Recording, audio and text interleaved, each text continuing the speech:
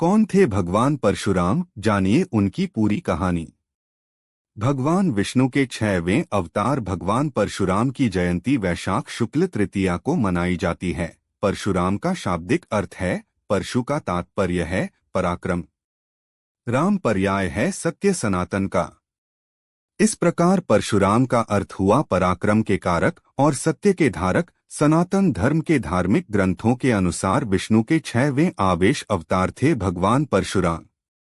माना जाता है कि परशुराम का जन्म सतयुग और त्रेता के संधिकाल में 5142 विपु वैशाख शुक्ल तृतीया के दिन रात्रि के प्रथम प्रहर प्रदोष काल में हुआ था।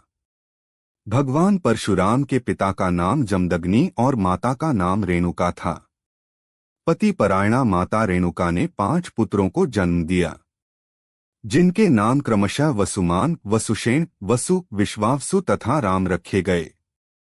राम की तपस्या से प्रसन्न होकर भगवान शिव ने उन्हें फरसा दिया था, इसीलिए उनका नाम परशुराम पड़ गया था। भगवान परशुराम का जन्म वर्तमान बलिया के खैराडीह में हुआ था।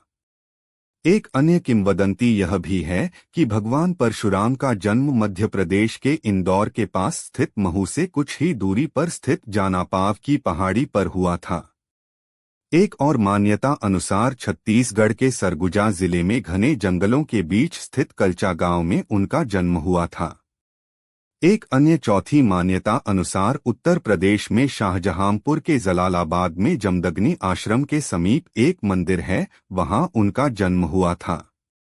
भगवान परशुराम को शास्त्रों की शिक्षा दादा ऋचिक, पिता जमदग्नि और शस्त्र चलाने की शिक्षा राजर्षि विश्वामित्र और भगवान शंकर से प्राप्त हुई थी। परशुराम योग, वेद और नीति के पारंगत माने जाते हैं। ब्रह्मास्त्र जैसे बड़े बड़े शास्त्रों का उनको ज्ञान था। उन्होंने महर्षि विश्वामित्र एवं ऋचिक के आश्रम में शिक्षा प्राप्त की। शास्त्रों के अनुसार परशुराम के 4 बड़े भाई थे। एक दिन जब सभी भाई फल लेने के लिए वन गए हुए थे, तब परशुराम की माता रेणुका स्नान करने गई हुई थीं।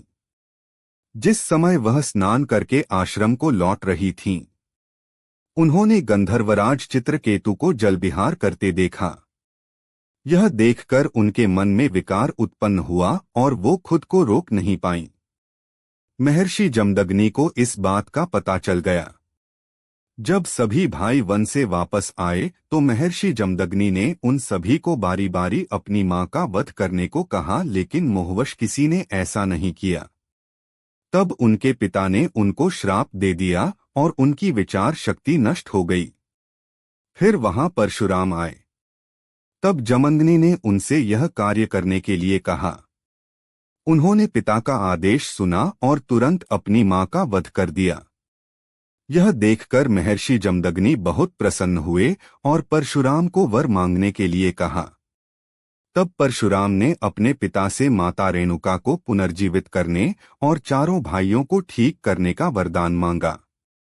साथ ही उन्होंने कहा कि इस घटना की किसी को स्मृति ना रहे और साथ ही अजय होने का वरदान भी मांगा।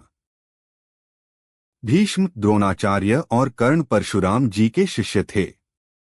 धर्म की स्थापना के लिए उन्होंने भगवान राम और कृष्ण की सहायता की थी। एक बार परशुराम जी जब भगवान शिव के दर्शनों के लिए जा रहे थे तो गणेश जी ने उन्हें रोक दिया। क्रोध में आकर परशुराम जी ने अपना परशु से गणेश जी पर वार कर दिया। वार के आघात से गणेश जी का एक दांत टूट गया। तभी से गणेश जी एक दंत कहलाए। परशुराम जी ने अभिमानी है वंशियों का पृथ्वी पर से 21 बार विनाश किया था, जबकि आम धारणा यह है कि परशुराम जी ने समस्त क्षत्रियों का नाश किया था। ये बात गलत है। परशुराम जी की शत्रुता है वंशियों से ही थी।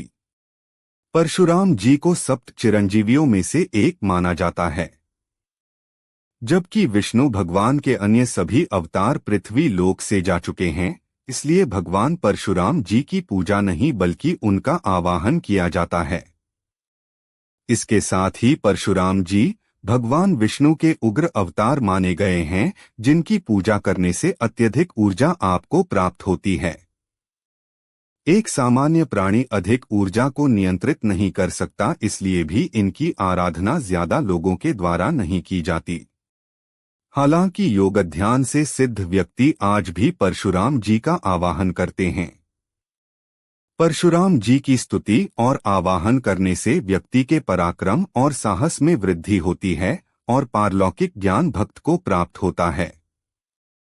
साहसिक कार्य करने वाले लोगों के लिए परशुराम जी की आराधना करना अत्यंत शुभ फलदायी साबित हो सकता है। परशुराम को भगवान श्री कृष्ण ने सप्तकल्पांत तक जीवित रहने का वरदान दिया है। अगर वीडियो अच्छी लगे तो चैनल को सब्सक्राइब करने का क्या बोलता। ओके, लव यू तुम सबको।